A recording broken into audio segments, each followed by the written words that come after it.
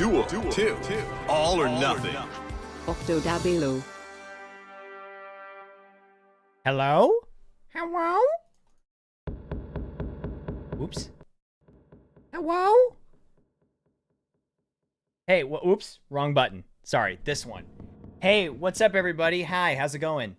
It's me, Octo. Welcome. Wow, well, we certainly wrapped up I'd say that's prime. Podge. Oh, Terabyte Zero, thank you for the 38 months. Also, I'd say that's prime. Pordzio, thank you for the 8 months. Birthy, thank you for the Twitch Prime. I'd say And that's Brother prime. Kobamba, thank you so much for the Twitch Prime. Welcome, everybody.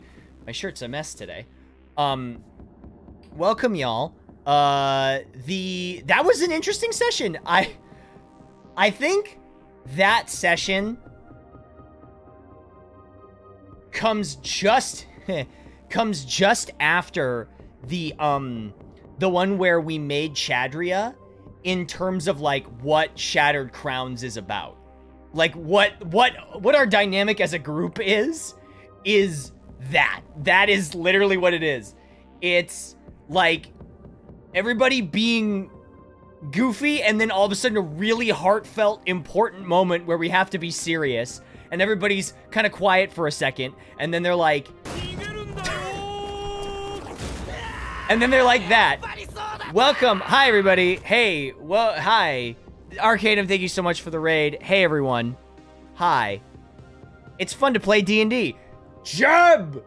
You know, I actually thought about making a election map, like, backdrop for my camera, just so I could get a shot of me like this in front of it.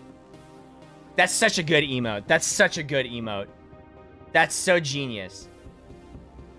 Thank you. Thank you so much for the raid. Hi, everybody. My name's Octo. I play a character on a D&D game you may have seen before. That's right. I play the one and only Scrumpo. Just kidding. Just kidding. Gotcha. I'm actually Huckleberry the Cowboy. But yeah, that was a really good session. I had a lot of fun with that.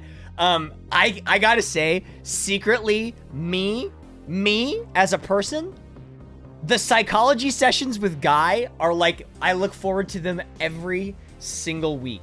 Every single week. Every week. I'm so excited to like try and get Guy to lay down and be like, so tell me about your father. Tell me about your life as a kid. Were you happy, sad? What were your favorite games? Your voice feels like they have a great mixture of fun and serious. Yeah, absolutely. Let's give me the true Octo experience. Oh, all right. Bah, bah. That was 2 dabs. Who's Huckleberry? I only know of Bofidis. So it's funny, in the middle of me playing, my girlfriend comes in and she's like, she's got something, and I'm like, what's up? She's like, got something behind her back, and she comes over and she gives me this like strawberries and cream cup, and it's from this place called El Munchies. Gosh, snacking on it the whole session. Huck taking control of Anthem like a boss. To be fair, I did need nanomachines. Comparing you guys to Yakuza, yeah, the story parts are like the main story in Yakuza, but anytime we veer off that, it's very much the side stories. Little bit. The Maul Katana, I do not know if I have, but hold on. I wonder if I can find a video of it. I know I've got it. Hang on.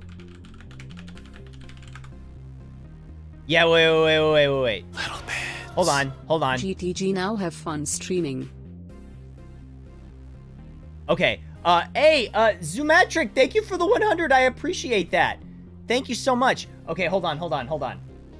I think it might be in my car, but hold on.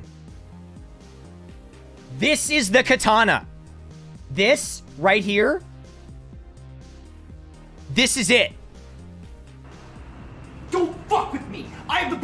God and anime on my side. That's it. That's the katana. When I filmed that video, that's it. That's the katana that I bought with my bar mitzvah money. Nice Scrumpo cosplay. Thanks. We're like the same height too. Just kidding.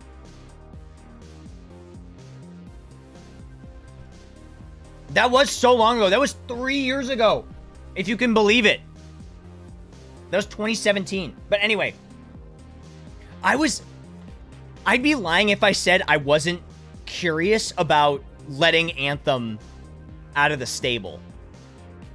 Like, I think when we fight death, I'm gonna have to go like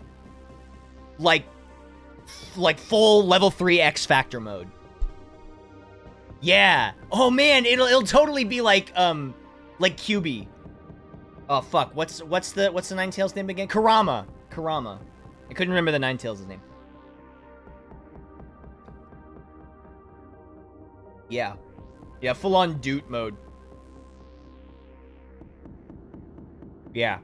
You had more control now, yeah. I might start with like 50% and see where that goes.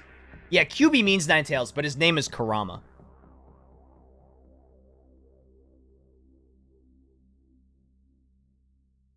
That planet was way different than I thought.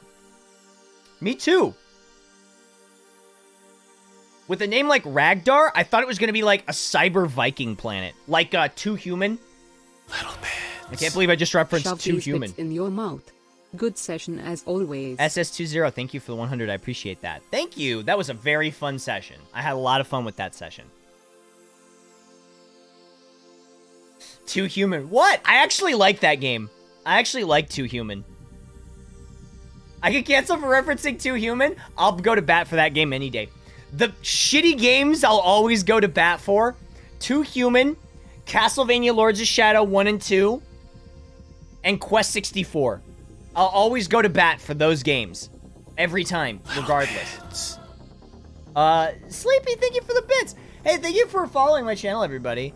And for the bits, thank you. I appreciate that. I'm glad that you enjoy the campaign. I have to say that campaign would not be nearly as fun if it weren't for everyone else in it. Like everyone, like individually, I feel like our characters would be really obnoxious, but I feel like together we just make it great. Like by himself, I feel like Huck would be really annoying, but I think we just work really well together. I mean, it's great. And the setting that Arcadum has for us is amazing. Yeah, it's awesome.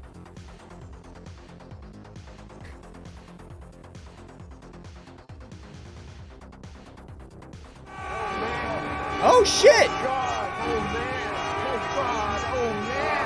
Silpha, thank you so much for the 5 gifted subs. I appreciate that. Hey, Mammalay, thank you for the 555. Much appreciated. Thank you. Now a guy can feel Scrumpo suck his tools. Finally, he'll have the full, has to run the full gamut of being alive. Heaven or hell. Duel. One. Let's rock. Captain Awesome Mo, thank you for the, or sorry, even though Guy was a jerk when he went to camp, meanwhile the boys love him. I mean, we love Guy. Reda Baga, thank you for the 8 months. Thank you so much. And Umaral, thank you for the bits. I appreciate that. Who's my favorite player character? Don't make me choose. I like all of them. They're all great. Everybody in that set, everybody in that group makes it a treat to play in. Honestly, everybody. They all add their own little thing. But if I had to answer truthfully, it's you. You that I'm pointing at right now. You. It's you. You are my favorite. You! Yes, you! You heard me! You!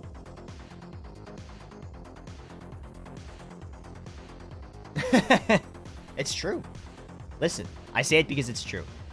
Out of everyone, Huck being turned into Space Traveler was my favorite part.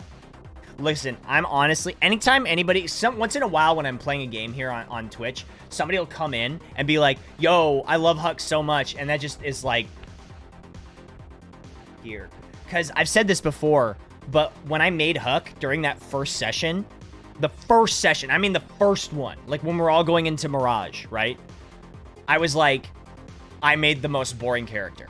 I was like, everyone else's character is so fucking good, and I have like the worst character. I don't know what I'm gonna do. I'm totally screwed. And it was sort of I sort of had to lean into him being a little goofier than I had initially envisioned him.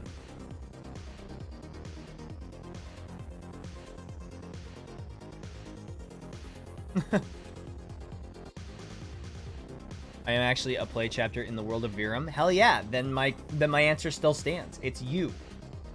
Everybody watching now, you are my favorite.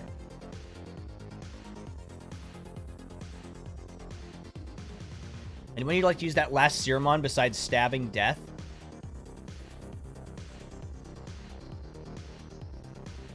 Ronnie. Save it for Ronnie. What do you think would have happened if Chadria... It won't be hard to convince Pipe of that either. What do you think would have happened if Chadria got the serum? Oh god, I don't even want to think about that. Oh, what if we used it on the lantern lighter?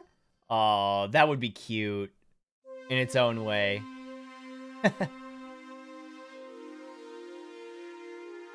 I hope he comes back to life. I miss him every day.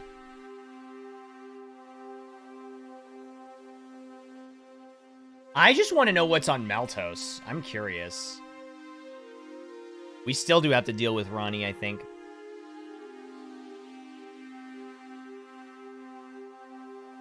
Honestly, I think one of the coolest... you want me to be in Callus Row? I would love to be in Callus Row, but one, I have a weird thing about asking to join things I'm not asked to be in. And two, I would have to rearrange my whole office to have VR. Like, I can't ask to be a part of something if I'm not asked first. It's a weird thing that I just have and have had forever. I feel like I'm inviting myself into things, and I never do that.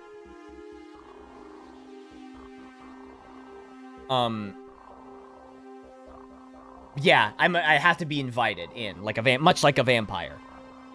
Is Huck gonna take one of the haste syringes? Oh yeah, because that would allow Pipe to,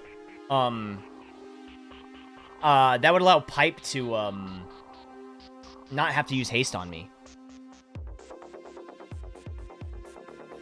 This kind of college runner, I love it. I need your POV in it too. There's 10 doses of healing serum, I think. No. Oh, no. So the death serum is different than the haste serum, right? Because we got the health syringes, and we got the death syringes, and then we got the haste syringes. And the revive syringe. Yeah.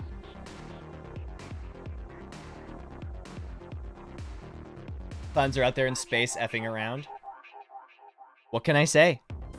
I miss Queered. 4 heal, 2 haste, 1 raise dead. There we go. I'll probably have to take 1 heal. Although, Anthem's fast healing is pretty nice. Although, I really, really want, to get, I want to see what happens if I, like, completely unleash Anthem. I want to see what happens to me. Who is Anthem? Anthem is, the symbiote that's attached itself to Huckleberry. I turn into the Hokage, right?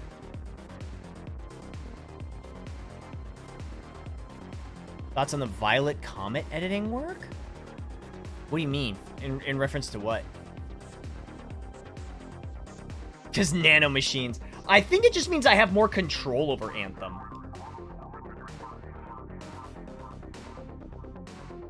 Oh, the fan art. Oh, it's cool.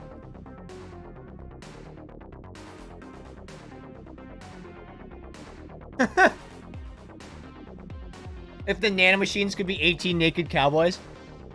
Yeah, my mind palace is Ram Ranch.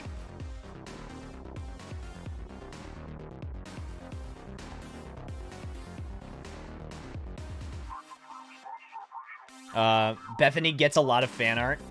18 nano cowboys. He lost his ability to take over if you piss him off with decisions. It could be.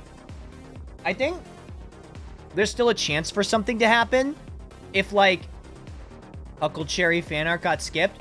Wait, tag me on Discord. Hold on. Wait. Hold on. I'm gonna give you permission. You can post it in here. I want to see it. Huckleberry only used 10% of his brain to control Anthem. Now he can... No, now he can use 11%. Now that you've done 3 seasons, is there anything in the Shadow Crowns campaign you wish you'd done differently?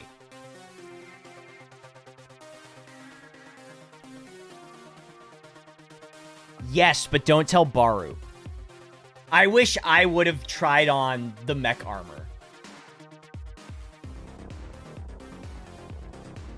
I wish I would have gone for it and put the mech armor on. I wish, because I wanted to be Mecha Huck. I wanted to be a cyborg centaur. But it's fine. I ended up with something cool anyway.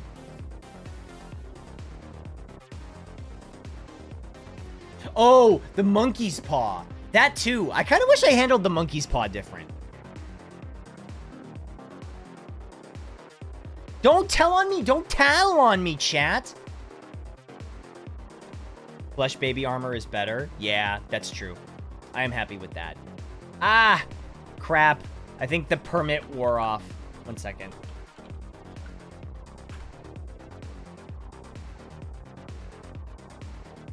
Wait, I think you should be good now. The flesh armor looks so cool. It does look really, really cool. There's so many pandas in here. What the fuck are you all doing in here?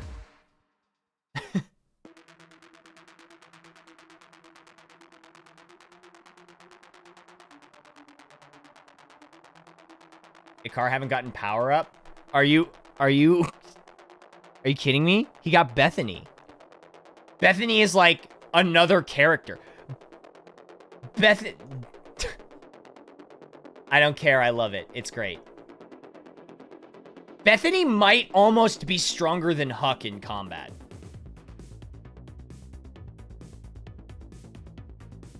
Almost.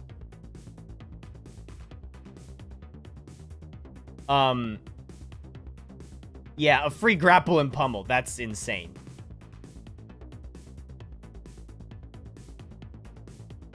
Imagine nanomachine Bethany.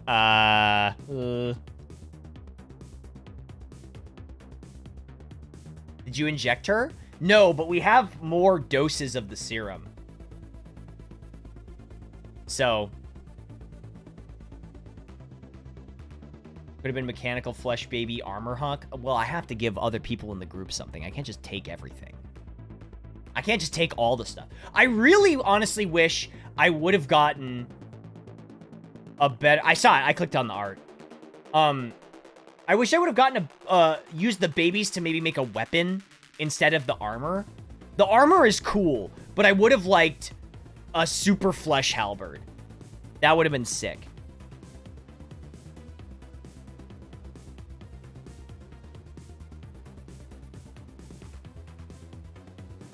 The weapon was random. I think you could... Whoa, was it random? I don't remember what he said.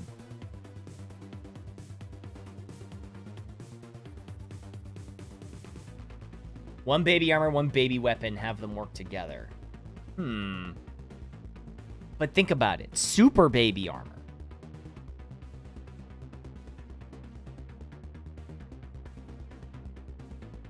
It would have rolled on a chart. Yeah, it would have been random, so it could have been anything. Yeah, the armor was also random.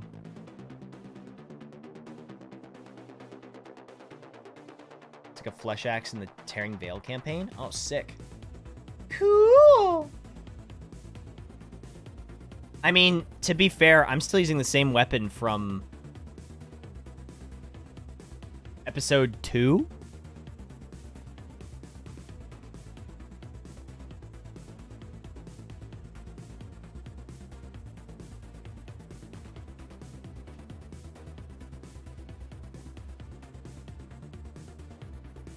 It's really not that bad. I mean, It's a D10 plus D10. So it's technically 2D10. And then if I hit with Great Weapon Master, it's plus 15. So 2d10 plus 15 damage is pretty damn good, and that's not a crit.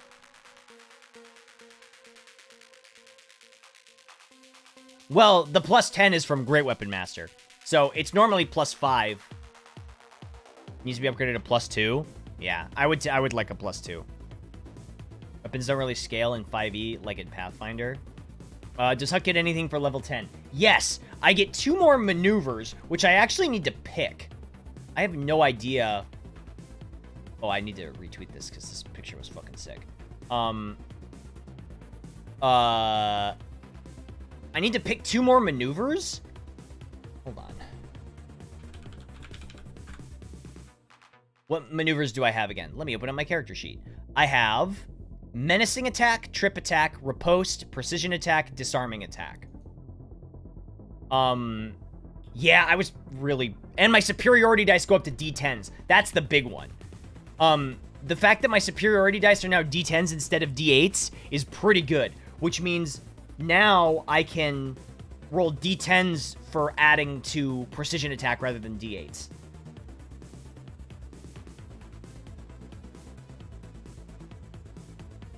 Goading attack? Oh yeah, goading attack's pretty good. When you hit a creature with a weapon attack, you can expend one superiority dice to attempt to goad the target into attacking you. You add the superiority dice to the target's damage roll, and the target must make a wisdom saving throw. On a failed save, the target has disadvantage on all attack rolls against targets other than you. That's pretty good. So that... Yeah, I'll take goading attack. That's not half bad. Goading attack and...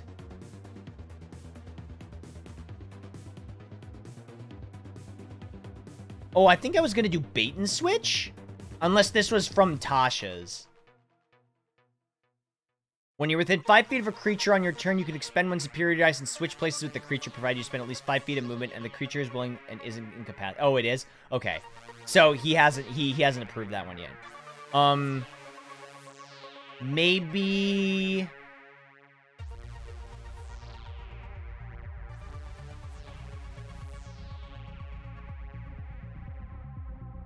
What else would be good? Lunging? You expend one superior dice to increase your reach for that attack by 5 feet. I don't think that's going to be a problem.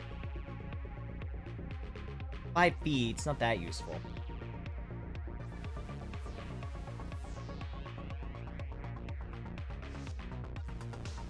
You could ask if that specific one would be allowed. Yeah. My movement is 60.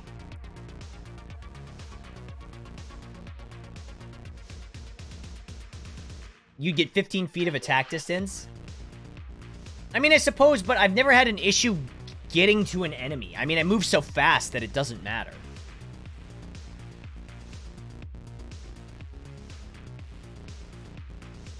Melee weapon you're wielding, you can use your reaction to expand one superior die, make attack against a creature using that weapon. If the attack hits, superior die weapon's damage roll.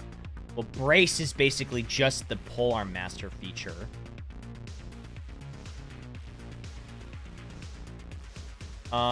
This stuff is too, like, chunky.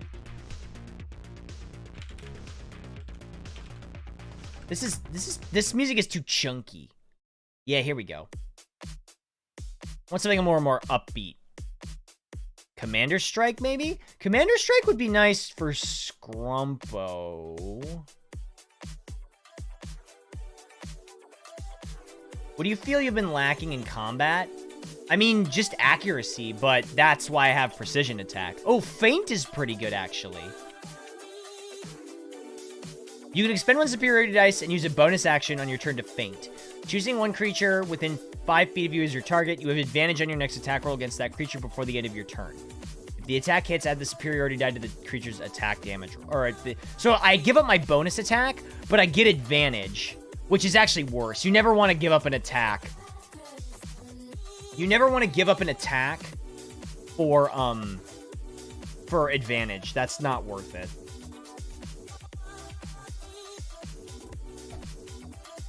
Grumpo and Guy will go off on their own adventure in the end. If Hook is more accurate, he could solo arcade his entire universe. Maybe that's why he's been hesitant to give me a +1 to hit. Rally? On your turn, bolster. Choose a friendly creature you can see or hear you. Creature gains temporary hit points equal to superiority die roll plus your charisma modifier. Well, my charisma modifier is 0, so it would just be D10 temp hit points, which isn't terrible, I guess.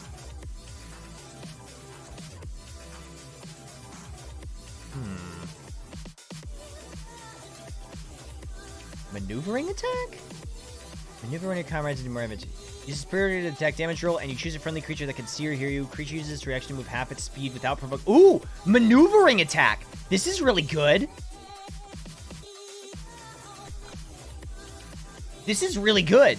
When you hit a creature with a weapon attack, you can expend 1 superiority dice to maneuver one of your comrades into an advantageous position. You add the superiority die to the attack damage roll, and you choose a friendly creature who can see or hear you. That creature can use its reaction to move up to half its speed without provoking opportunity attacks from the target of your attack. That's actually very good.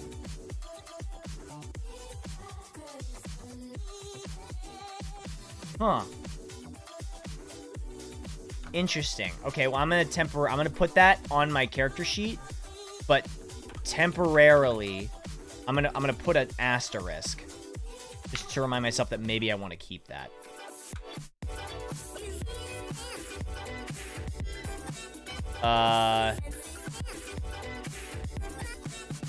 Songblade combo requires Guy's reaction. Well, it would also, if something's attacking pipe, right? You can spend superiority die. Distracting strike. When you hit a creature with a weapon, you can expend 1 superiority dice to distract the creature, giving your allies an opening. You add the superiority die to the attack's damage roll. The next attack roll against the target by an attacker other than you has advantage. Ooh, that's really good too. Actually, I think that might be better. So, you can expend 1 superiority die to distract the creature, giving your allies an opening. You add the superiority die to the attack damage roll. The next attack roll against the creature. Wow, okay, so I can give somebody else advantage. That's pretty good, too.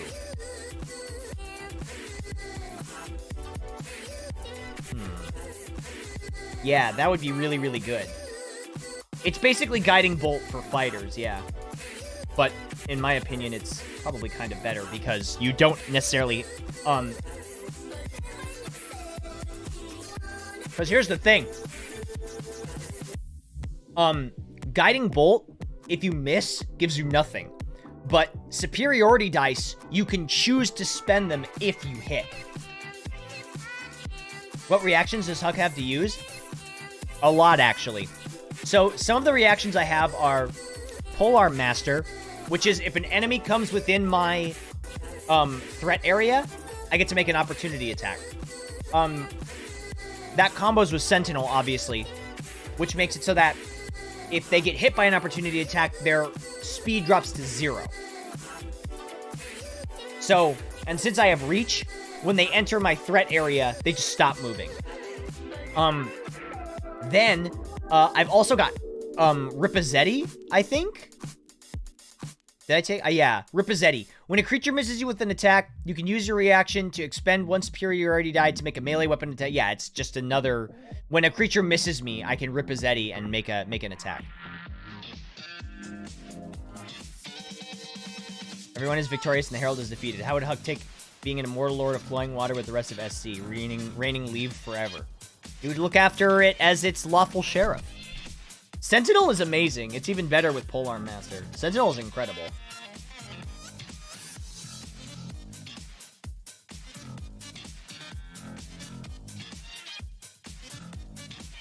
Parry is interesting, but parry relies on your dex. Reduce the damage by a number you roll on your superiority die plus your dex modifier. So, I would just be rolling a superiority die, and at this point, if you saw Arcadum's monsters, I'm getting hit for 20, 30 damage. Like, reducing that by 2 is not going to do anything.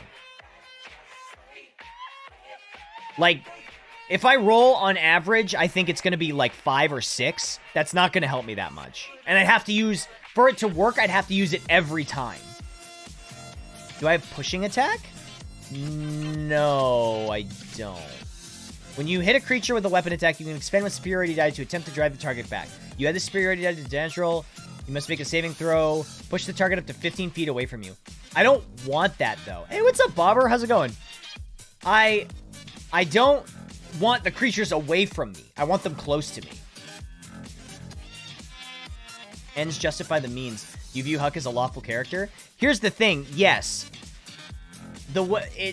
I didn't say the ends always justify the means. The ends, as Huck, the ends can justify the means if you're punishing someone who's breaking the law. That's Huck's thought process on that. If you're punishing someone who's breaking the law, then the ends justify the means.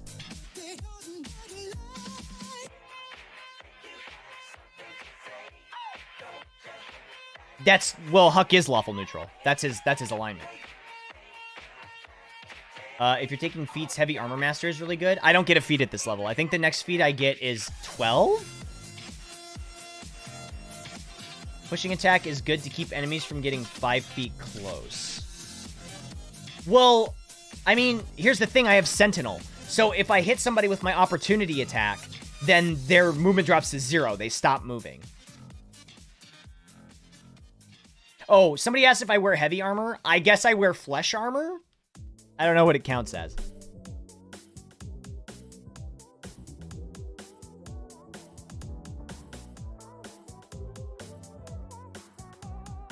Do you have the maneuver that could shove the enemy, making him prone? I have tripping attack, which is the one that trips them. If you push them out of range, they'd have to get back to you. And you use Sentinel again. But that doesn't... That's redundant. Because... So...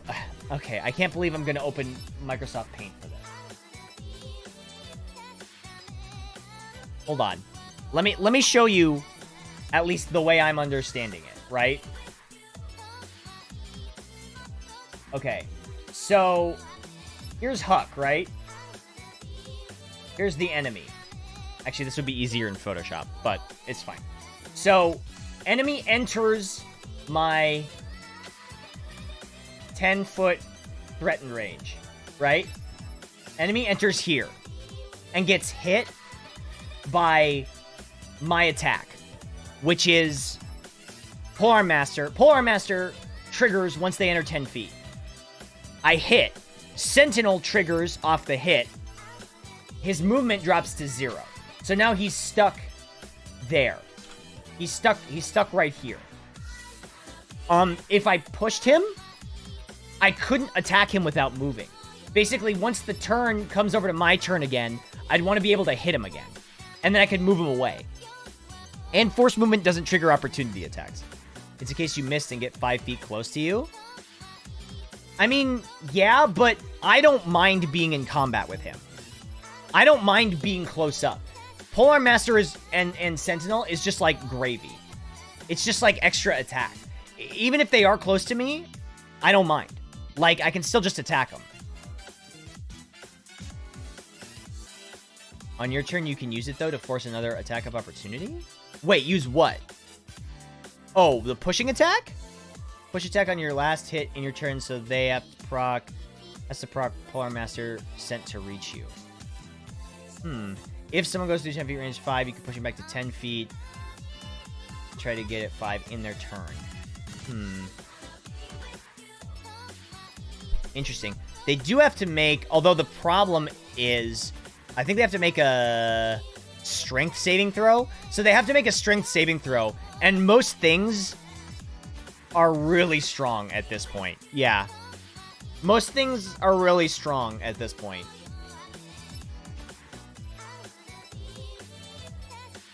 I mean, it's worth a try, but... Yeah, to move, I can just move 5 feet back and take the attack of opportunity. I don't mind. I mean, I have fast healing 10. Like...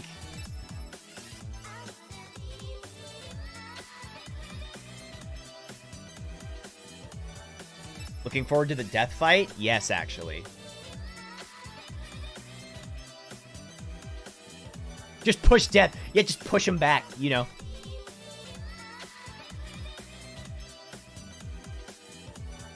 They have modifiers ranging from +4 to +12. Yeah, I mean, I can't remember the last thing that I actually made a strength saving throw against. Or that failed a strength saving throw versus one of my things. It's always been, like, wisdom saving throws that they failed from, menacing attack. What other feats have you considered for Huck if you get the chance? So, the one... I mean, if we make it to 12... the feat that I would probably give Huck is, there's 3. Well, 2. Either Martial Adept, which would give me another superiority dice. Resilient Wisdom, which would give Huck, proficiency in wisdom saves, which would be fucking awesome. Because then his con and wisdom, which are the 2 ones you never want to fail, he would hedge his bets a little bit better. And then the third one would be ASI Strength. So I do ability score increase on Strength.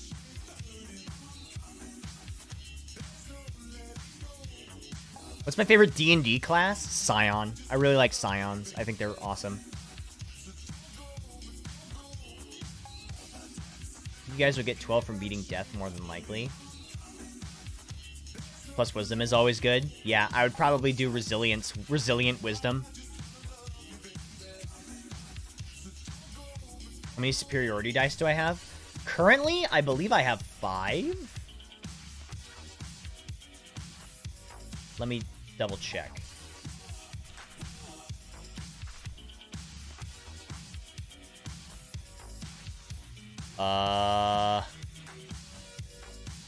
Yeah, I've got 5.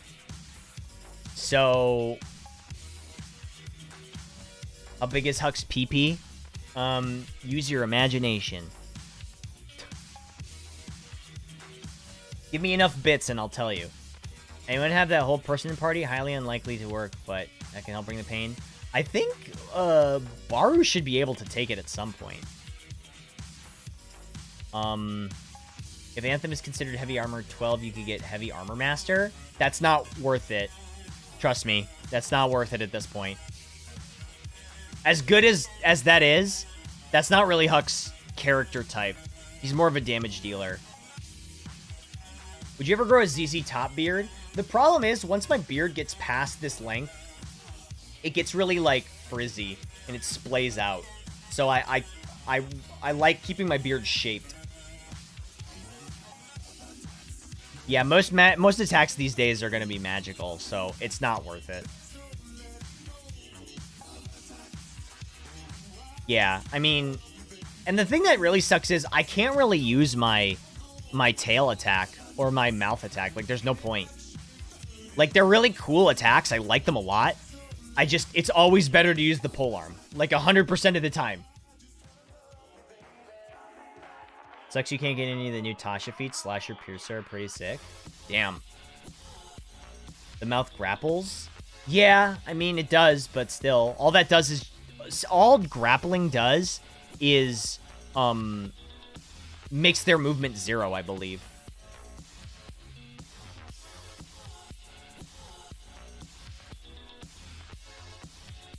No, it's tail or bite. Next I play Pot of Greed. This allows me to take 2 cards from my deck and add them to my hand. Tell me. Unsuccessful grapple provide advantage for other melee attacks? No, I don't believe so. All it does is lower your lower their movement to 0. Nico Noir. Thank you so much for the 200.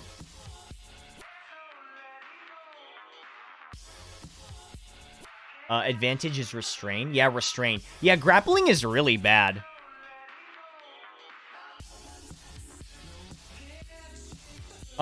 Grappling is bad. Restrain is good. But grappling is not very good in 5e. It's really terrible. There's some things that they've done in 5e that I'm like, why? There's some things that are great. Like, cantrips are great. Cantrips are one of the best things they ever did in 5e. I think that's really smart. So it lets wizards kind of do whatever they want. Like, they don't have to worry about spell slots. But fucking, like, the change to grappling, healing? Healing fucking sucks. Dong. Healing is fucking garbage in 5e. It's so bad. It's so fucking terrible. It's the worst. Skill excerpt was pretty handy too. Half feet plus expertise. Going human. Oh, V human. And taking the feat for athletics. Yeah, yeah. I play Warlock in Living World and Hoo Boy Eldritch Blast is nutty. Yeah, Eldritch Blast is amazing. When do you think 6th edition D&D is coming? That's a very good question that I don't want to think about.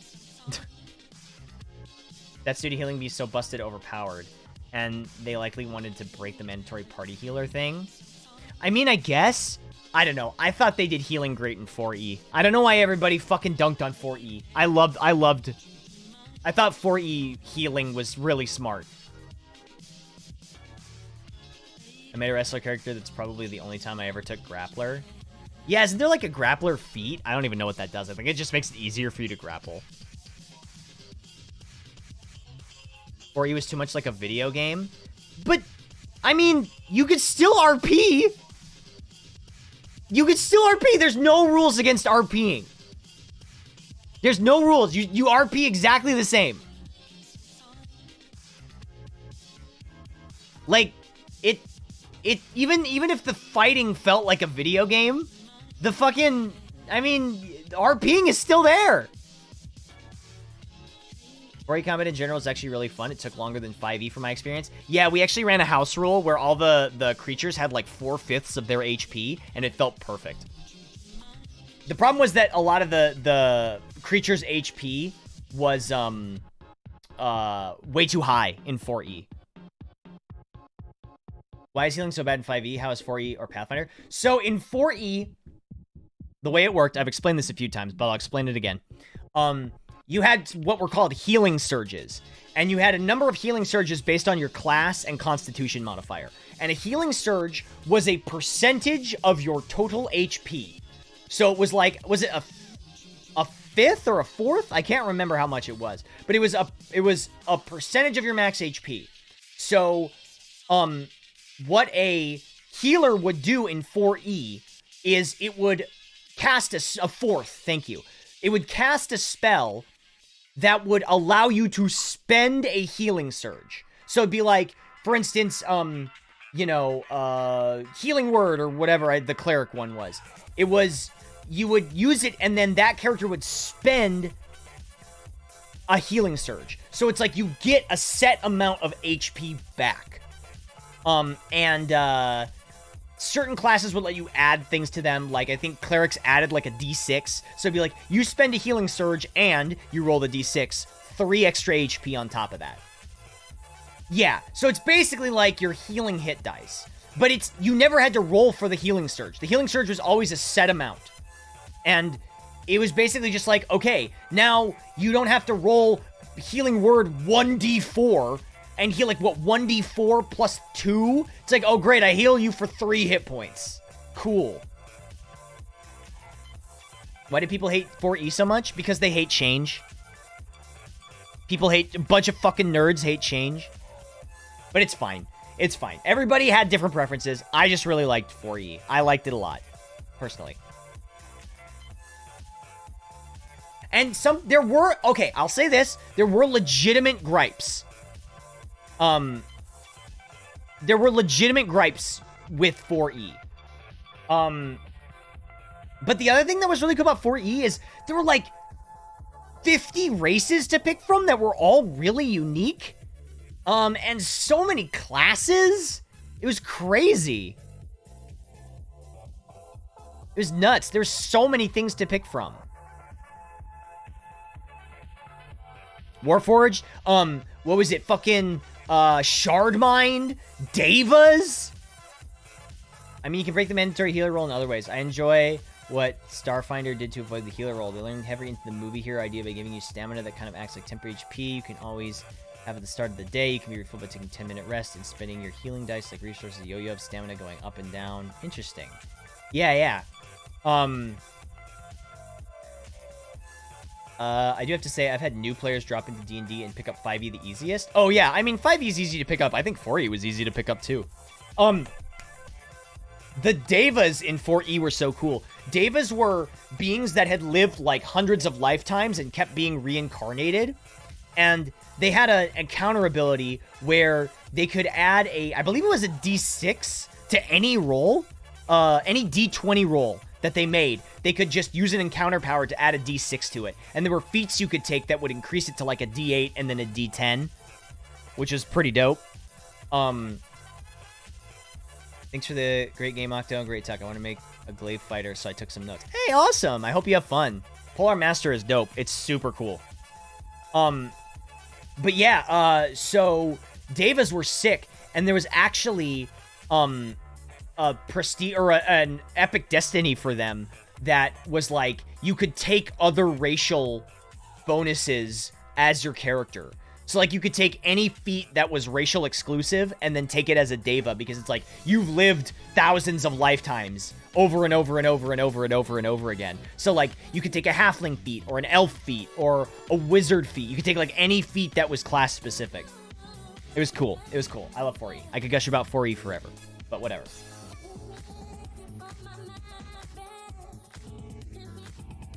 I wish I liked playing D&D as much as I like talking about the systems and theory crafting stuff. I mean, having the right group really makes it, you know? I started with 3.0 and 3.5, skipped 4E after reading the PHP. 5E is cool and streamlined. Yeah, I mean, if we're being honest, looking back on it... Hold on, sorry, I have to play the alert. Oh, shit, wait.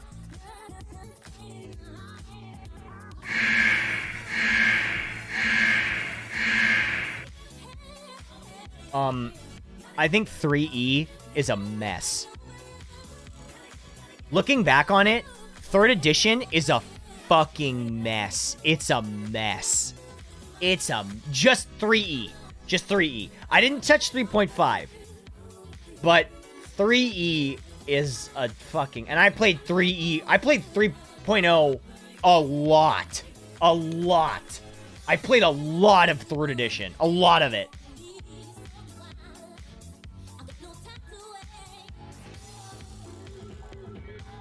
3.5 was much better. Yeah, I'm assuming it was.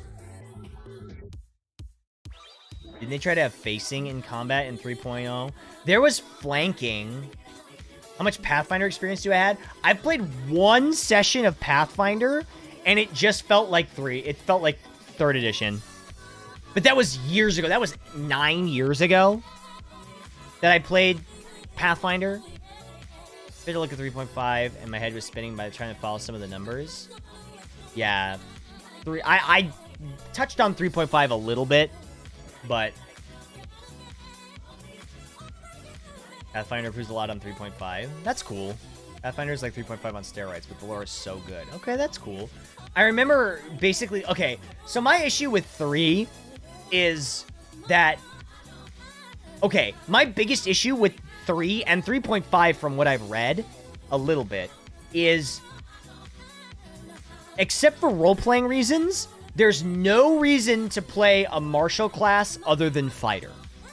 Fighters are just so good at being martial classes that there's no reason to play a ranger and there's no reason to play a barbarian. Boo Bear, thank you for giving that sub to Nazo Shiame. Thank you. There's just no reason. They're just so good. They get 1 billion feats. They get 1 million attacks. There's just no reason. Fighters are the worst martial class in 3.5, though. Worse than barbarians? Barbarians were garbage in 3rd. They were so bad.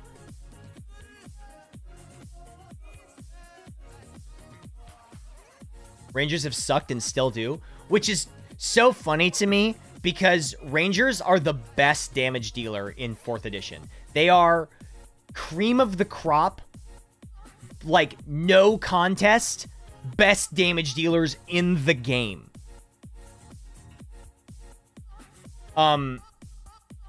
Rangers are always super difficult to make good. Yeah, I feel like Rangers, just as a class, are in a weird way. They're like the inverse druid.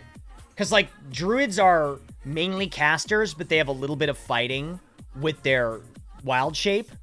And Rangers are mostly fighting and a little bit of casting, but their casting fucking sucks. Crusader and Sword Sage at 3.5, unique and amazingly good, like so good. Cool. All right. I mean, I gotta look into 3.5 more. I don't know much about 3.5. Have improved over the lifetime of 5e with new subclasses. Yeah, I mean, Rangers just are always bottom of the barrel. It sucks because I think Rangers are cool. My first D&D character ever. No, actually, that's not true. My first D&D character ever was an elf cleric, but my second one was a ranger, and I wanted Rangers to be so good.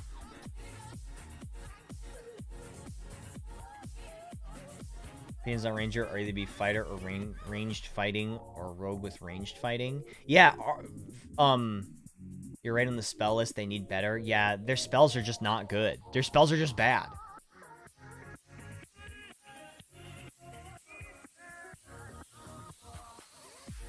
Warlocks in the base PHP are pretty garbage for the 10 levels in the middle there. Yeah, they have a weird power curve. 5d8 lightning arrow, which is peak damage for them. That's peak damage, 5d8? That's sad.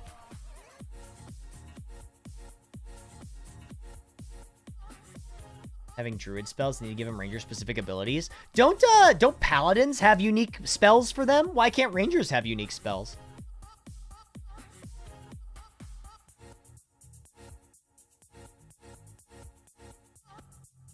Ranger has a few. I see. Yeah, I haven't really looked at the Ranger spell list very much. Warlocks should have reverse Bard in 5e. Should be the best. Should have been a debuff class. Oh, that reminds me. So in a bit, I think I'm going to dip into Tales of Magial. I'm really excited to play this game. I'm like super jazzed. Talking about character creation has me like wanting to play that game. You can add 2d6 from Hunter's Mark and being a Horizon stuff for anything. Nice.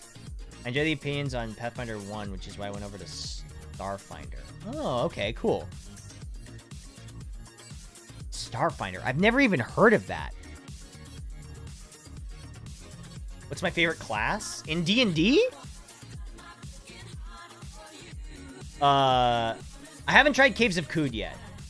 In D&D, my favorite... Well, if you want, like, specifically, Battlemind is my favorite character, which is the psionic tank from 4E.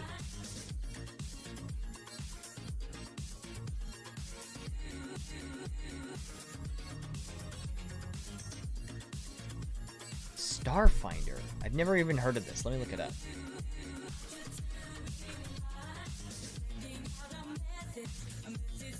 Ooh. This is cool.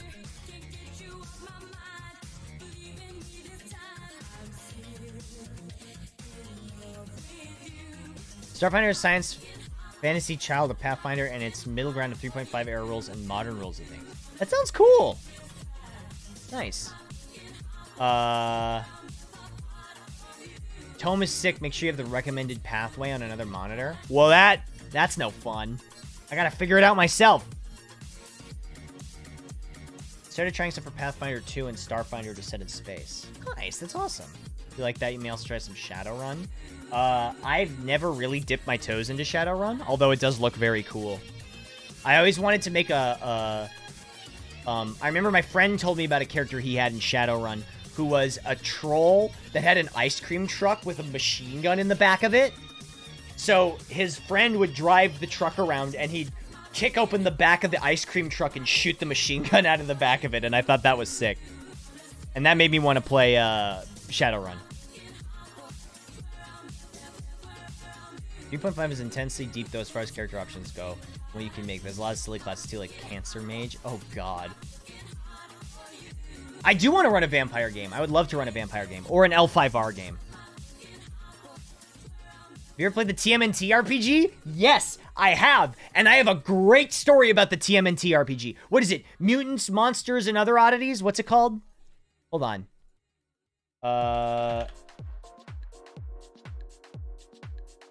Turtles and Other Strangeness. That's what it is.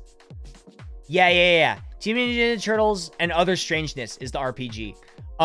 Okay. So I made a character in the Teenage Mutant Ninja Turtles TTRPG. You can be a mutant, right? And you can choose what animal you're crossed with. Okay? I made an owl. My mutant was an owl, and you roll stats, right? The stats that I rolled would be about the equivalent of this. Hold on. I have to show you here. I have to make the font really big so you can read it.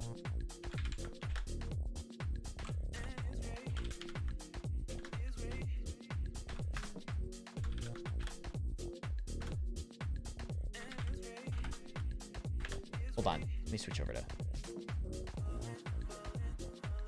Oh no, I was smart too.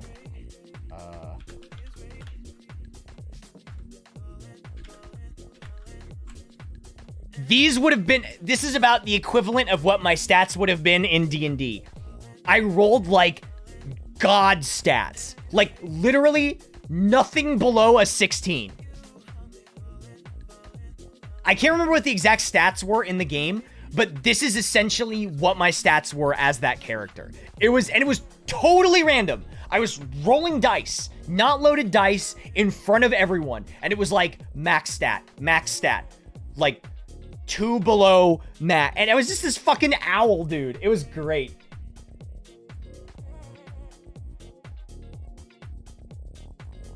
It's like when your friends roll for stats. Whenever my friends and I would roll for stats, we do it. I don't know how people do it. Okay, first of all, I think rolling for stats is massively outdated. Everybody should just use arrays. You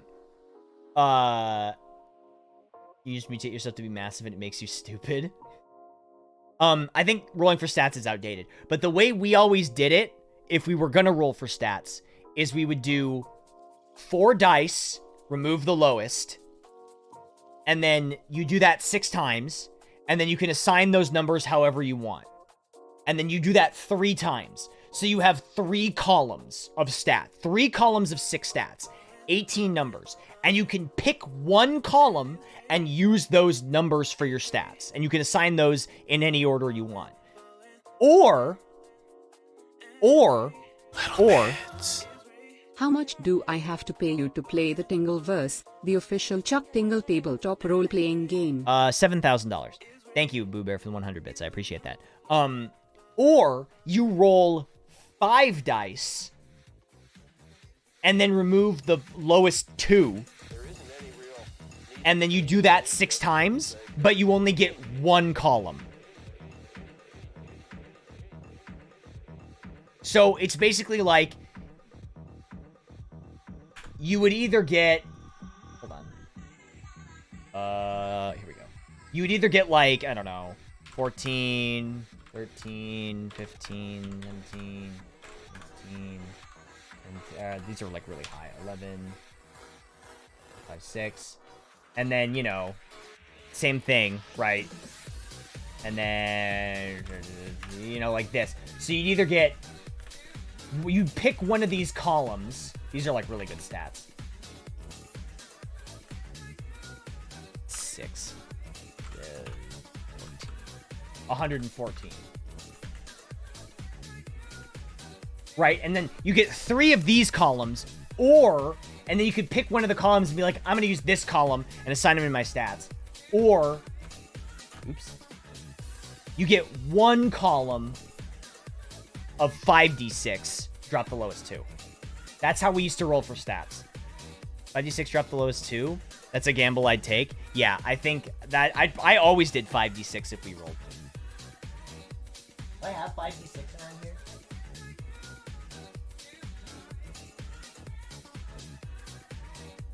You get 114 in a single skill. Downside, it's int, and you're playing 5e. See, that's why... If you'll allow me to come back to 4e for a minute, that's why 4e was great, because intelligence added to your armor class. You could choose intelligence or dexterity to add to your AC. That way, wizards didn't have to pump dex. How does int make you better? Because it allowed you to analyze the situation and think ahead. It was like you were planning ahead. You had to pick one, though. You had to pick either int or dex. You couldn't use both. Although, yeah, it was tactics. You could read your opponents and plan for it. Yeah, dexterity was more instinctual. Intelligence was more like tactics. Although, I think intelligence actually added to initiative, too. How do you feel about Arcanum's stat array? I think it's fine. It's a little on the high end, but I don't mind it, because his encounters tend to be a little harder. I'd count it as a saving throw rather than AC. Actually, funny you mentioned that. So the way it worked was strength and constitution, whichever was higher, contributed to your fortitude save. Intelligence and dexterity, whichever was higher, contributed to your reflex save. And wisdom or charisma, whichever was higher, contributed to your will save. So you basically didn't have to worry about getting a bunch of stats. You could kind of focus on the stats that were good for your class, and they would provide you a benefit. I think the system was great. I really do. I really honestly do. I think it was a great system. The Fight Club scene where Robert Downey Jr. Sherlock Holmes movie, that's what into AC looks like? Exactly. That's what I always thought of it as. Yeah, that's what I always thought of it like. Because, yeah, I wonder if I can find a 4E character sheet. You guys want to look at it? I'm sorry, I could talk about 4E forever. If you've never seen it before. Discombobulated. Random reminder that you are a good person and the world is better with you in it. That's such a sweet thing for you to say. Who knows if it's true? God, why are they so small?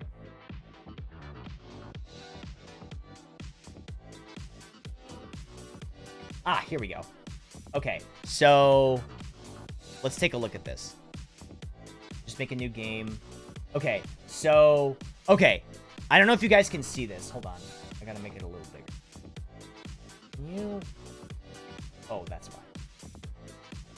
Hold on.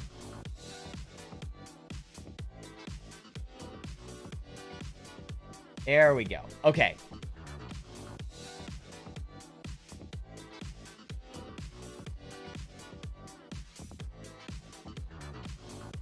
Okay, here we go. Stop moving! Why do you want to move all the time? There we go.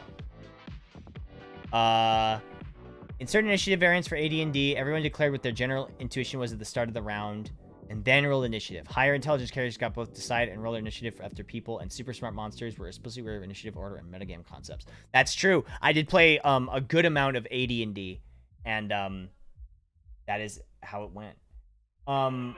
Okay. So, you see strength and con here? So, basically, okay, so the way it worked was defense, AC, 25. This is actually pretty average AC. So, all of your things, this is kind of a weird thing. Everything added half your level, which kind of made for number bloat, but it's true. It made you feel more powerful. It basically was a proficiency bonus, sort of. Pretty much every D20 added half your level to it.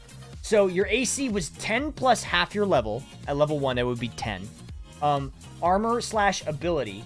So, you would basically add the ability modifier here. You could choose. See how it's armor/ability? What's his armor? It's listed somewhere.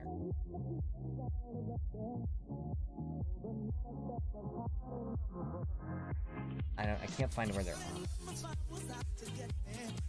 Yeah, but anyway, so armor/ability. So their armor must be giving them 2, and then see how their dex is 0, but their intelligence is 4. So they're adding 4, and then the armor from 2. Class, feat, enhancement. They must be magical or feats. Miscellaneous 1, and then you get 25.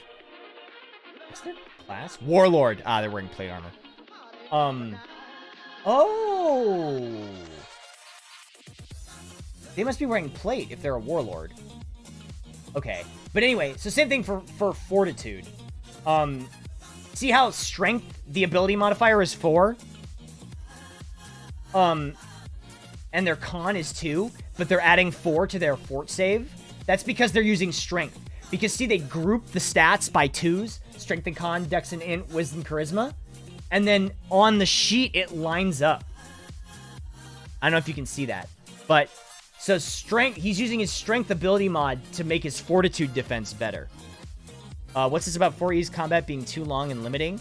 Well, basically, the reason that was the case is because everything had way too much hit points. So we usually had everything have about 4/5 of the normal hit points that they had, and it made it a lot better.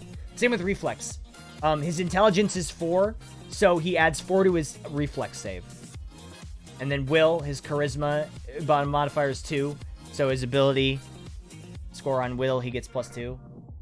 Speed. Oh yeah, everything for speed was in squares rather than feet.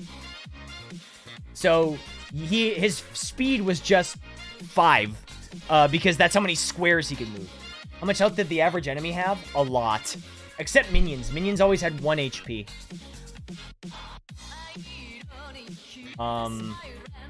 Basic melee attack, yeah. Attack bonus is +15, so you had half your level. Ability is 4. Proficiency, enhancement. Yeah. Action points were cool. Basically, every character had an action surge. Every character had the fighter's action surge. It was called an action point. Each square was like 5 feet. Yeah, but everyone could do it. So you could burn an action point. You got 1 a day.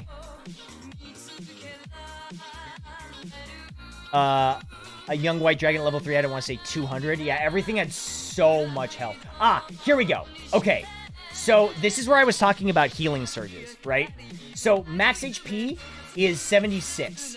Bloodied is 38. Surge value is 19. This means that if a healing surge or a healing ability was used on this character, he would always heal for his surge. 19. Surges per day, he could do that 12 times a day. Yeah. So basically, that's how it worked. Is he would heal for this amount every time a healing surge was used on him, rather than having to roll dice for it. Some classes would let you add a die roll to the healing surge. What made Fighter unique in this game? They had a lot of, it was their abilities. They had a lot of abilities. Favorite build from your 4E campaigns? I'm so glad you asked that question to me. I had a Battle Mind, and there was a subclass called the Harrier Battle Mind. Not Harrier like hair, but like a Harrier jet. And they had a thing where if an enemy left your threat range, they had a reaction where they could teleport to a square adjacent to it. So if an enemy tried to run away from you as the tank and move into your allies, you could literally teleport behind them and nothing personnel kid them. Like, they would turn around and you would just, whoa, like Akuma teleport. And I thought that was so fucking sick. The other thing was, there were actual taunt mechanics in 4E, where you would mark your enemy. And what would happen is, if an enemy was marked and it attacked a character that wasn't you, you got some sort of punish on them. And the Battle Mind one was so bizarre. It was called Force Spike. Or Mind Spike, sorry. And, so if an enemy attacked you, if a marked enemy attacked a character that wasn't you, that ability would do the same amount of damage that they did to your ally back to them. So if they crit your ally for 40 damage, they take 40 damage. And if they hit them for 3 damage, then it didn't matter. Because they took barely any damage anyway. So the harder they hit, the harder they hit themselves. It was actually really cool. I actually think, by definition, the Paladins had the best one because it didn't have a range. I think Divine Smite or whatever for paladins was the best mark punishing ability. Because it, like, did their charisma modifier plus a set amount, and it was, like, unlimited range. So no matter how far they went, they would still be getting hit by it, which was crazy good. Tanking was actually a lot of fun in 4E. It was super fun. Moonfighter. I've never heard of that.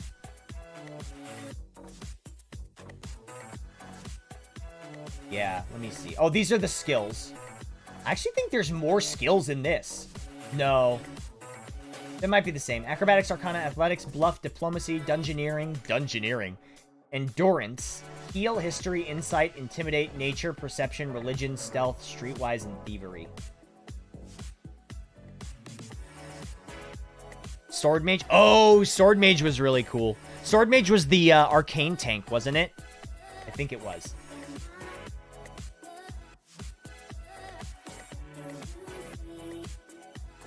People had with 4. Yeah, there were reflavored stuff, but I mean, as long as you planned with your group and had, like, you know, worked your characters together, it never got stale, for me at least. Made it to level 20. My DM hated my mark because I had special holy symbol that did more damage to the mark target if they didn't attack. That's really funny. You can probably find all of the books as PDFs if you want to look through them. There's some cool shit. There's some really cool shit in 4E that I like a lot. How many attacks did they get? Oh, that's right. Sword Mage, especially the ability to negate certain amounts of damage, would make monsters multi-attacks a joke. I still think the craziest one was, what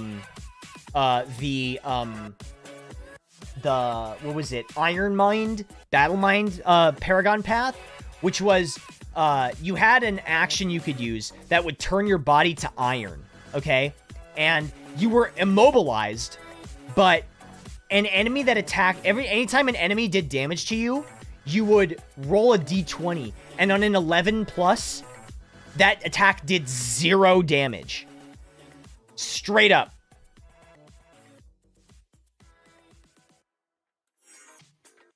Like, that was straight up the ability. 4E isn't bad. The issue that hurt it was coming 3.5 and decent enough change between the two, so a lot of hardcore players didn't want to leave back then, and D&D wasn't as widespread. Yeah, I think, honestly, if 4E had come out now, people would love it, but whatever. Also, I think 4E was the coolest wild shape druids have ever had. Ever. So in 4E, druid's wild shape wasn't a specific creature. It was a beast, and when they used a wild shape ability, it would take on an aspect of whatever they did. So it's like, oh, they use an ability that gives it, like, horns. Your wild shape grows horns and, like, charges, and you charge, and then they, like, go away. Or, like, it gets, like, grizzly bear claws or whatever. So technically your wild shape wasn't one specific animal. It was, like, the embodiment of the wild. It wasn't, like, a brown bear. Which is why I think wild shape kind of sucks in 5e. It's, like, all over the place. But, yeah, it was like, oh, you get giant crocodile jaws, and then they go away. Or whatever. There was literally a subclass of that. Yeah, your wild shape was like a chimera.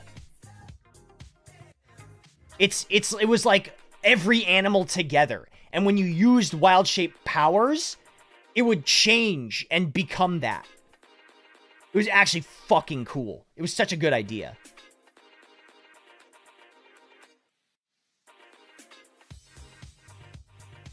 Hardcore 3.5 fans is why Pathfinder was the top-selling TTRPG in the 4E era. I wish more people gave it a shot, man. I think it was really cool. I think it was a great system. Some people hate it, and I understand. There's legitimate gripes with it, for sure. Oh, wow. Okay. Oh, yeah. Here's some abilities. So he's a warlord, so he's a leader. Viper Strike, Infernal Wrath.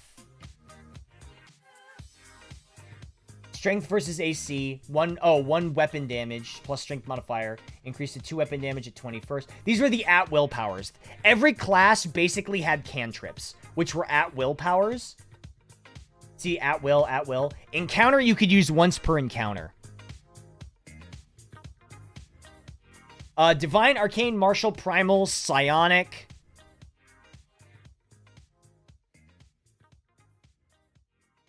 Doesn't make it bad. It's very different from 3.5. Yeah, absolutely. Yeah, kind of like a deck of cards. So these were basically... So the way we did it was you had your encounter powers, and then when you use them, you would flip them over, which lets you know that you had used them already. Leaf on the Wind. Attack, Strength versus AC. Hit, 2 weapon damage plus strength modifier. You or an ally adjacent to the target swaps places with the target. That's pretty good. Your stats using parrying longsword, +3, plus 15 bonus to hit, plus 2d8. Grays are dailies, yeah. Grays are, you only get them after a, oh yeah, daily powers. These were usually insane. Daily powers were like fucking crazy.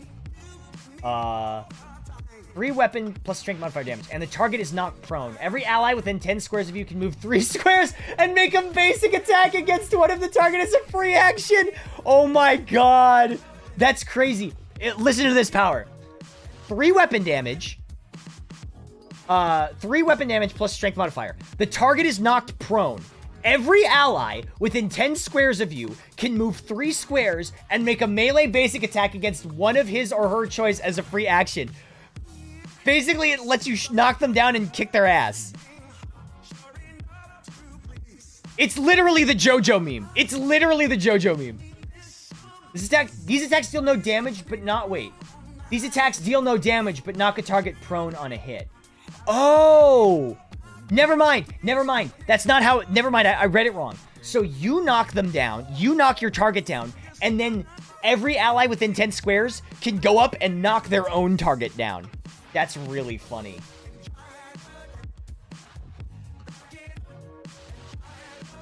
That's dope. This is 4E. I'm just looking at old 4E stuff. Just looking at it. Yeah, everybody knocks everyone down. Yeah. This guy's a warlord, I believe. So let's see if I can find some other 4E character sheets.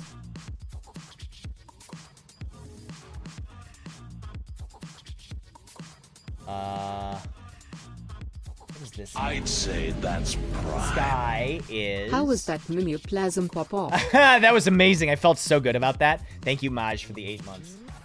What is this guy? Oh, a ranger slash rogue. What does this guy have? I want to look at the daily powers. Dexterity versus A. Make 2 attack rolls. Take the higher result. Apply it to both targets. Oh, nice. Pretty cool. Man, there was so much cool shit in this game. It's a tactical charge with the party prone its opponents. Yeah. 4E does some things really well, but overall I wasn't a fan of the general D&D-ness. Well, my counter argument to everybody's complaint about D&D, about 4E, was like, it's video gamey. And I'm like, you can still RP. Like, there's no rules. My thing has always been, there's no rules for RP. Like, you don't have, when you RP, you're just doing it, right? Like, you're just playing your character. There's no rules for that. The rules are just for combat. I still think the coolest ranger feat was the one that when you apply damage over time, it could be of any type you wanted.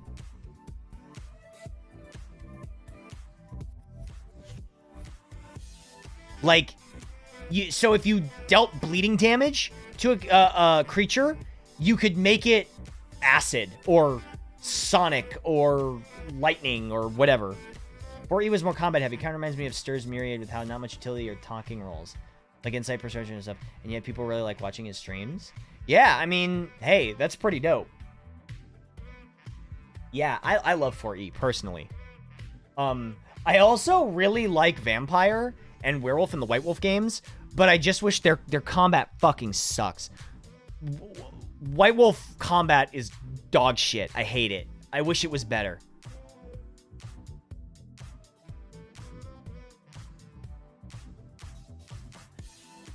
It's just utterly insane.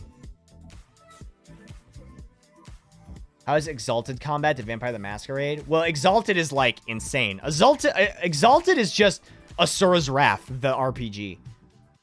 You roll, like, 50 D10 or something. Exalted is the same system, yeah.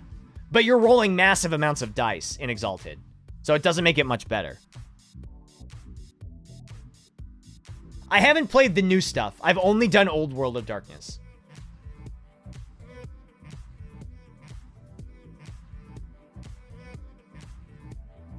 I started on D&D 4E and I have all my books. I started on... Everybody says the version of D&D that you start with is your favorite, and I disagree. Because AD&D sucks. It's so convoluted. It's got Thaco.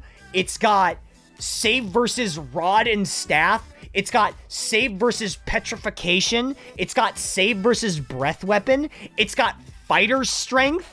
It's got... AD&D is... doggy doo-doo butt cheeks. I hate it. Fucking Thaco. Thaco is garbage.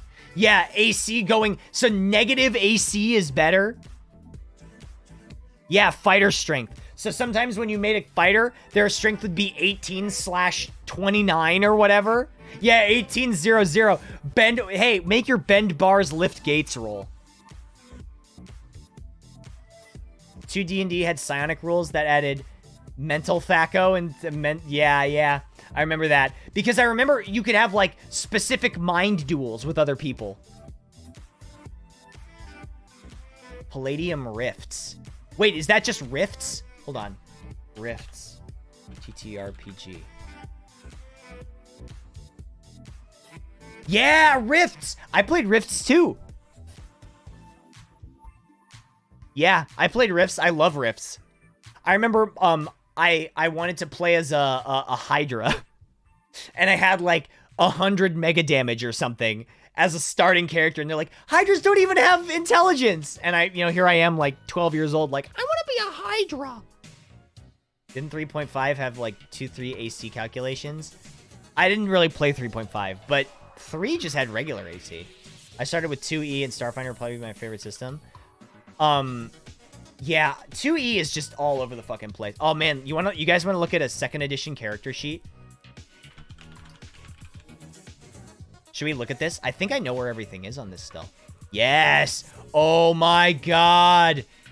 Here it is. I totally recognize that. I want this. Why do I have to sign up for Pinterest? There we go. Hold on.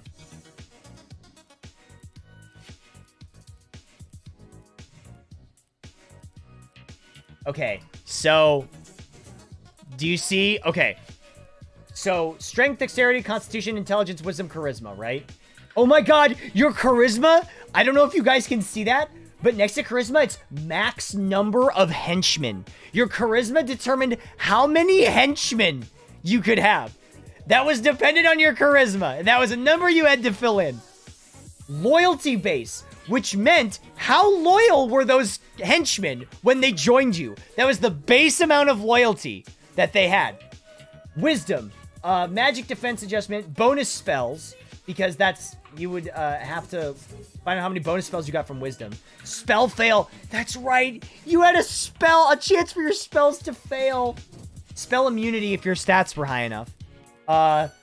Intelligence determined the number of languages you knew, which it still does. Spell levels, learn spells, spells per level, spell immunity. Oh my god, your constitution. If your constitution was high enough, I don't know if you can see this at the end here, it says regen.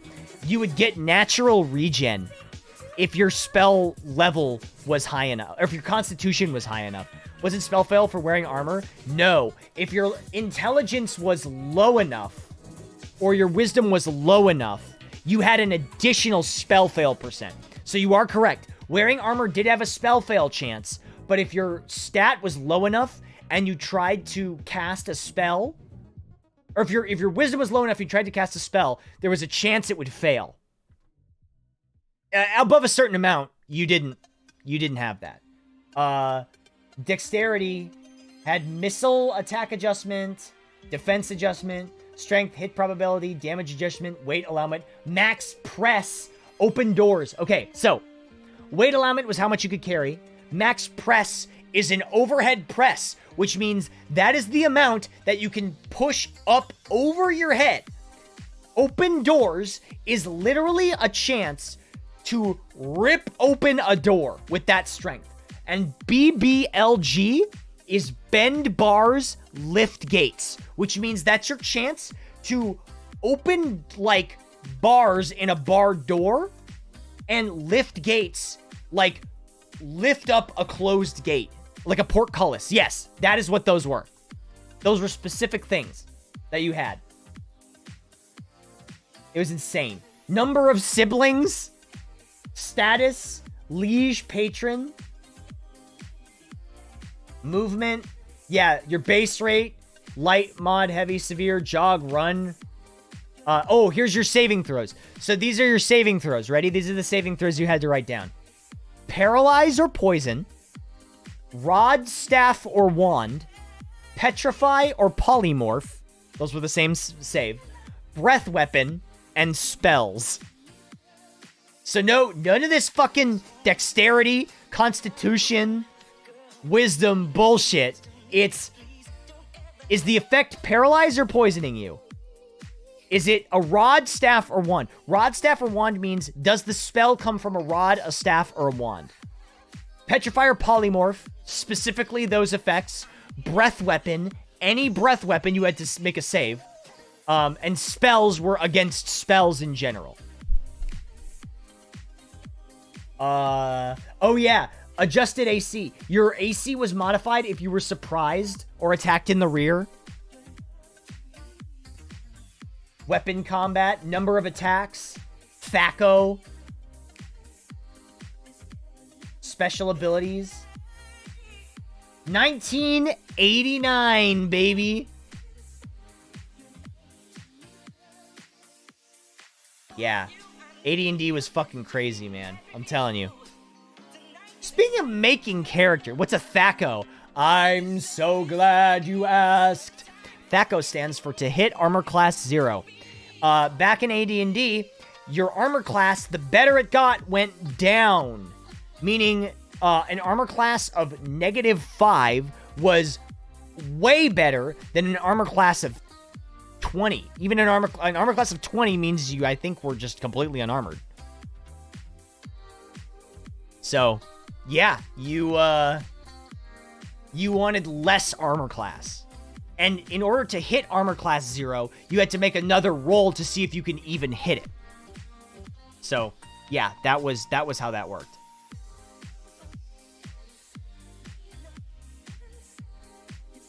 Attack mod plus roll versus AC. Right. Started at 9. Was 9 unarmored? I thought 10 was unarmored. Hold on.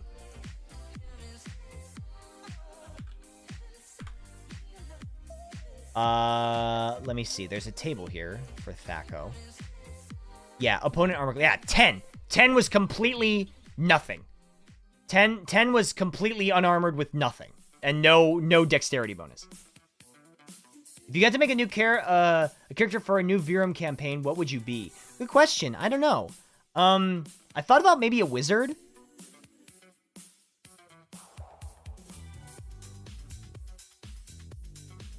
Have I played DDO? I don't know what that is. Wizard? What type? I thought about Abjuration, maybe. Abjuration's pretty cool.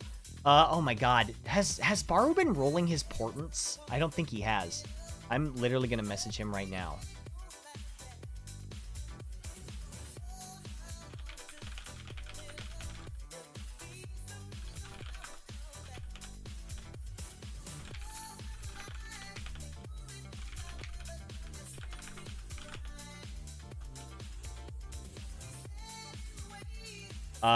You want to play a blue wizard? Isn't that what Abjuration can do? No, Abjuration is protection.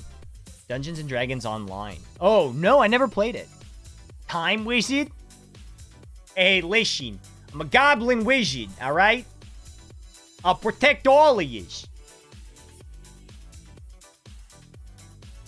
Thaco varied on character class and level, which meant martial classes got better at hitting tougher targets faster. Yes, it was based on your character class, I believe. 20-sided dice. 20-sided dice score to hit the level of attacker. Right. Okay. So if the opponent armor class was -3, and your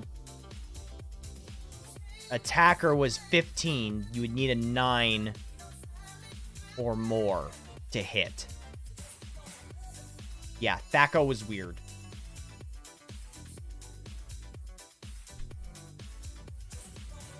Barbarian with 10 int talking to super smart alchemist and saying, you know, I'm something of an alchemist myself. I trust lines and transmute enemy to corpse. That's sort of what happened with Huck when Big Pipe brought him up to the fucking thing. Strongest character build I've played. I didn't know him for that long. The idea of far could be Turtle Barbarian Totem Warrior with the totem being bear. Basically the closest thing you get to be an actual living, breathing tank. Oh yeah, because if he goes in the shell, doesn't he like get 20 AC or something?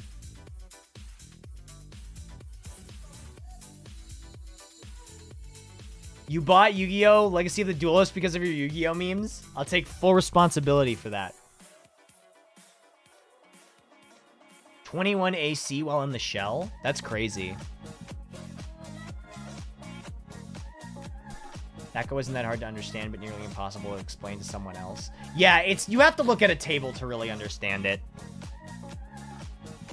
Anyway, I'm gonna play a little bit of Tales of Magial. I don't know if people want to watch that, but I definitely want to try it out and at least see what it's like. Because I recently beat Adom, and I've been looking forward to trying this game for a while now. Love your D&D talk. Gotta head to bed. Hey, thanks so much. I appreciate that. I'm glad you like it. Congrats on your Adom win. Thank you. I'm so happy about it. TCE new Blade Slinger makes Shadow Blade and Booming Blade so sick. If you're using a rapier, you do some insane damage. That's dope. Level 10 Abjuration Wizards have the best chances to dispel counterspell stuff, and they add proficiency to those rolls. The stocks of Dispel rise so hard in Virum because of how many things are magical effects. How's Virum been doing recently? Arcane's YouTube has been uploaded in months. I don't know, because we're not on Calcatesh, but we're doing okay. We just left Silent Hill. This is my first time playing Tome. I've never played it. Also, one sec. I'm going to get a drink of water. So sit tight.